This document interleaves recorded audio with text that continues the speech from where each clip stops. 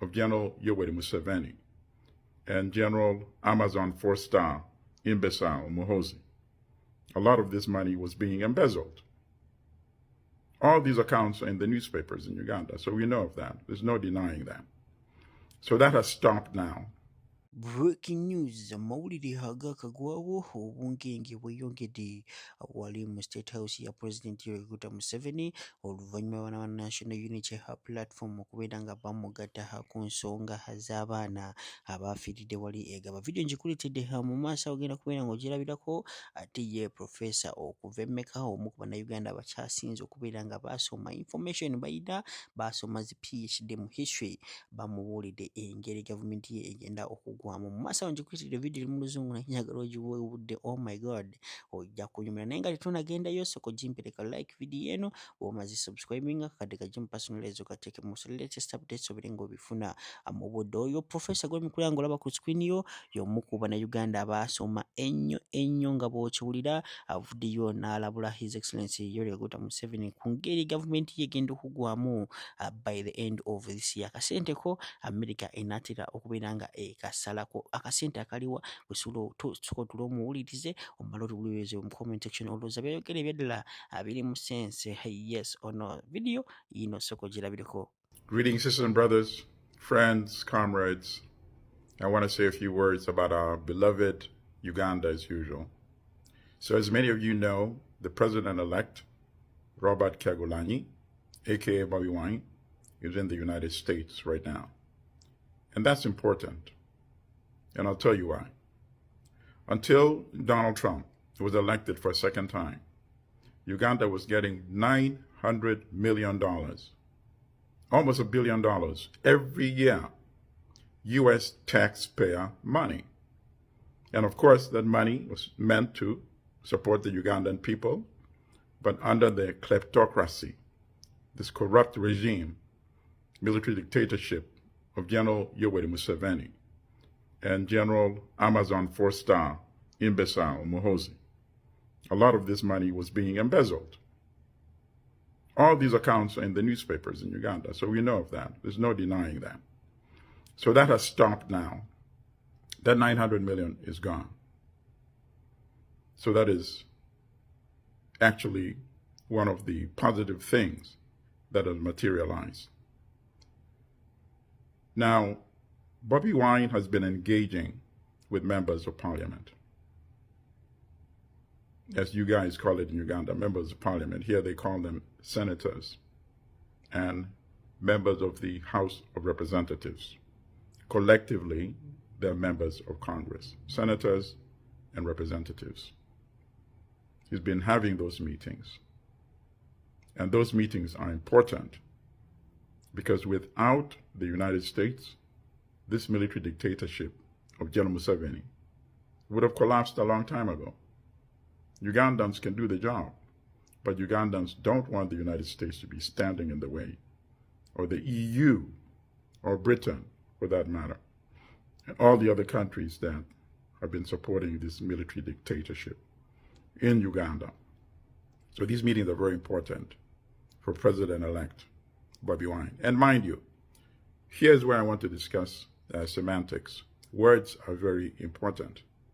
When you win an election, you become president-elect, then you're sworn in. The person who loses the election is the opposition. So I notice some people refer to Robert Kyagulanyi, aka Bobby Wine, as the leader of opposition. How can he be leading opposition when he won the presidency of Uganda? Just because Museveni is refusing to allow him to get sworn in, does that nullify his victory, his overwhelming defeat of dictator General Museveni?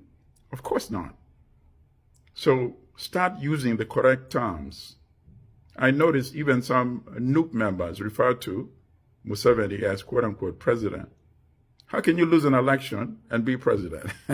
So think about these things. Think about every word that you utter. Robert Kyagulanyi is president-elect. Museveni is military dictator / leader of opposition. He's opposing the will of the Ugandan people. How do you become president? Mandate of the people. And how do you earn the people's mandate? By getting their votes.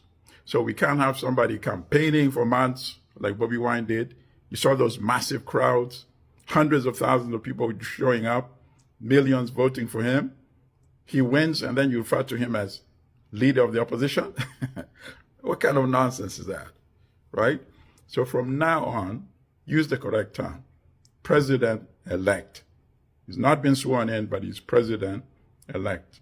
He is much more legitimate than Muhoozi or Mu7. So if you want to refer to anybody as member of opposition, use that term for Mu7 and Muhoozi. Now let me make a few other suggestions here. First of all, let's thank the armed forces of Uganda again. Not all of them are bad. Because if all of them were bad, Bobby Wine would not be alive today. He would not. Think about it. As I said in my last commentary, your house surrounded by hundreds of soldiers and police force, helicopter flying overhead. 2 months later, you make it to the United States. How can that happen? That means the people who were sent to harm you, they looked on one side, they saw the corrupt, murderous General Mu7 and Muhoozi, the imbecile. They looked on the other side, they saw a young man who is loved and admired by Ugandans for his acumen, his intelligence, his charisma, and his bravery, right? To stand up to Mu7 and Muhoozi. Everybody knows it takes bravery. Because even Museveni's, some of his colleagues, where are they today? Aronda, Kazini, Ayume, all of these names, Mayombo, where are they? And people know why they are no longer alive. People know that, right?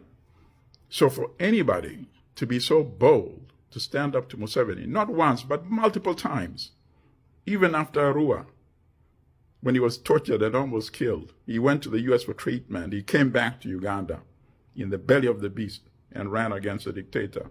2021, defeated him. And the dictator refused to allow him to get sworn in. So Ugandans, we cannot have this recurring, multiple renewal of dictatorship every 5 years, right? That is why you must ask yourself every day, am I doing everything within my power to bring an end to military dictatorship in Uganda? Organize with other Ugandans. Alright, abana b'enkyukakyuka ab'enjawulo bavuddeyo olunaku olwaleero nga bagamba His Excellency Yoweri Kaguta Museveni wamu ne mutabani we General Muhoozi Kainerugaba be bali emabega wa the massacre eyatuuse wali egaba ku childhood nursery oba gye twandiyise daycare school. Oh my god, abana b'enkyukakyuka tebakyateekomera. Oh my god, katulowooza ono anaasiima togekomera oluvannyuma lwa General Muhoozi oba abapoliisi okubeera nga bawulira abina ebintu. Beera nga mubulebireze mu comment section olowooza bwe buno obuvumu bannayuganda bwe beetaaga okubeera nga bajjako His Excellency Kaguta Museveni oba nedda. His Excellency Robert Kyagulanyi walaba neeno kiki ekimusala mu bwongo. Beera nga tubulebireze mu comment section omala tuteeka mu maaso awo naye mulina njagala omuwulirize ayina information. Oh my god, just etulukalire sokolizo ono ng'akunyola oba ng'ageza kubeera nga akugatira amapeesa ku byatuusewo wali egaba olunaku lw'ejjo. Bannayuganda, nsaba tukweseko ku mitwe gyaffe, tunyigenyigeko ku mitwe ku zino ensonga waliwo ekitaagatta bannaaye ffenna tukkirize.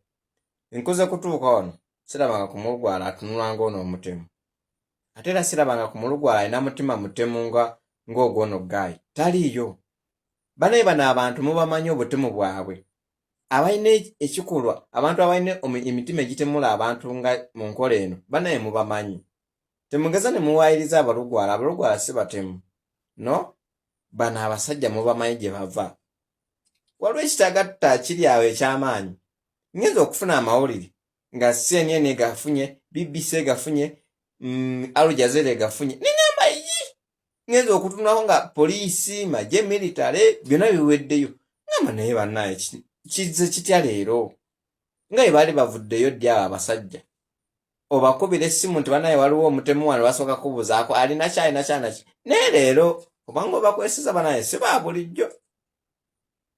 si bwa bulijjo wana awantu wayinza okubaawo science and technology otunaba kutegeera anyway bye bitu bizze bannayuganda bino tubibagamba ebbanga lyonna mubisuubire musubire n'ebisingako wano eggwanga terina mirembe naako paka nga twerwanyeeko okufuna emirembe. Bano abasajja basobola okukola buli kimu kye baagala okusobola okwekuuma osobola okufuna kyo kye baagala basobola okukola buli kimu batemula bakola naye nga bo bafunye kozi yaabwe gye beetaaga bo baagifunye dda kuba kati amawulire bamaze dda ogakyusa naye nyongera okunyolwa eri abazadde abafiiriddwa abaana baabwe mu ngeri y'ekisiru etategeerekeka.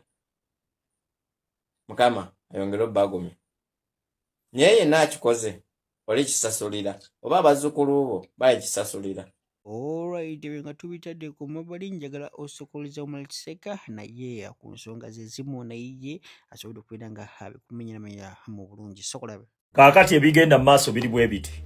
Mu7 yatugumbudde bannayuganda abaana abato mu balabi naye kyewuunyisa nti amawulire nga tegannabeera ku radio wadde TV za Uganda gabadde ku CNN wawawawa ngenzo laba nga bonna batugamba nti tebali mu byabufuzi nga ne muhozi naye atwitinze kiki kye babala nti buli wobadde otunula e Uganda babadde boogera ku byabufuzi nanfuga mbi ya Mu7 nangeri gye yatugumbulamu bantu. Kati Mu7 abawa topic of discussion nti bw'otunula e Uganda oyogera ku musajja yayingidde essomero n'asalaasala obwana obuto. Ebyo byonna sikuriputi eziwedde emirimu. Kati tugende tusitoominge buli mukutu omunene ogwogera ku nsonga zivuguddewo e Uganda eziguddewo ez'omusajja atemudde abaana eggaba. Ensonga ezo tuzibuuse ensi. Otegedde njagala mukitegeere nti media erwana nnyo olutalo kyova olaba Mu7 agifokasingako nnyo yensonga lwaki bwe yakwata akasente yakaleeta na mu lujjudde kukawa ba media buwumbi 5 naye ng'abadde ng'abawa ebbanga lyonna. Kati njagala mutegeere ebigambo bino nti kino ekintu Mu7 yakibaze nga bwe babadde nga babibale ekyo nkubuulira eva buli we tubadde nga tuva mu kalulu nga bakulaga nti simanye Kasese waliwo abaana abawala ab'essomero be bafumisa ebiti ng'eno kikola amawulire nti abaana b'essomero e Kasese babafumisa ebiti mu bukyala ne bifulumiramu muki. Olw'okuba ensonga ezo twazibuusa bannayuganda ne tutegeeza bannayuganda nti Mu7 yabikola ku luno akuteereddewo n'ow'okukwata nti yono otegedde era agenza okukola ebikolobero bye nga waliwo escape alina engeri gy'agenda okivaamu. Oyo bateekwa kuba bamugye na mu kkomera okumukozesa ekyo. Bwe kitaba ekyo bamuwadde sikuriputi nga balina bye bamusuubizza. Otegedde poliisi yabaddewo mu bwangu ago. Otegedde olabe Uganda bannayuganda bakuba muntu abbye kasimu nga bya kasimu ne bamuteekako ekipiira ne bamwokya olwassa muntu tabaddeko wadde n'ekisagu. Kitegeeza ne bano abasoso mulaba babadde bagambi babadde nga bamuprotectinga mu ngeri y'okwefuula nti nabo bakoze eki banyolwe mu ngeri y'okwefuula nti nabo balumiddwa kyakoze. Kumbe bo babateekawo nti just in case abantu bwe baba baagala omubuukira okubaako ne kye bamukola mwe mulina omuprotectinga nga muteekawo embeera nti tugenda mukwasa poliisi era ne poliisi ezza amangu ago. Ngenza okubiraba muhozi atwitinze nti oyassa abaana tugenda fuba okulaba nga tumuteeka ku kalabba. Otegedde njagala mutegeereze sikuriputi z'abasajja bano ebijambiya ebyatematemanga abantu e Masaka.